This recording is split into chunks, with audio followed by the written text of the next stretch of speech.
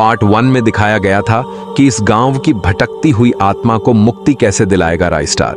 25 साल पहले जब एक आदमी का खून किया गया था, एक दिन सुबह गांव में सब चीखते चिल्लाते हुए बोलने लगे, लाश लाश। दुकानदार की जली हुई लाश मिली। उसका नाम था हरी।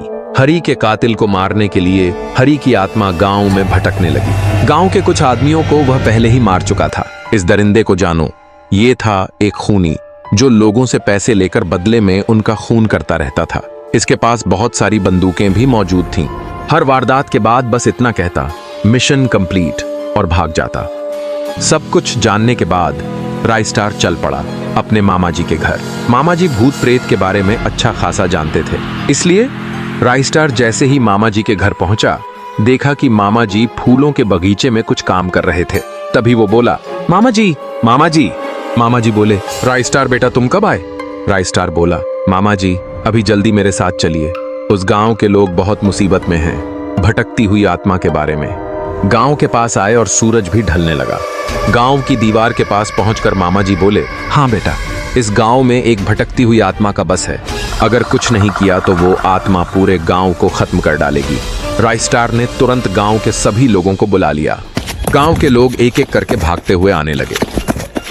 मामा जी बोले, राइस्टार बेटा तुम उस दीवार के पीछे चले जाओ, क्योंकि तुम आते वक्त बोले थे कि उस आत्मा ने एक दिन तुमको मारने की धमकी दी थी। तू ही मारा था ना मुझे, मरेगा, तू भी मरेगा। ठीक है मामा जी, ऐसा कहकर वह दरवाजे के पीछे चले गए।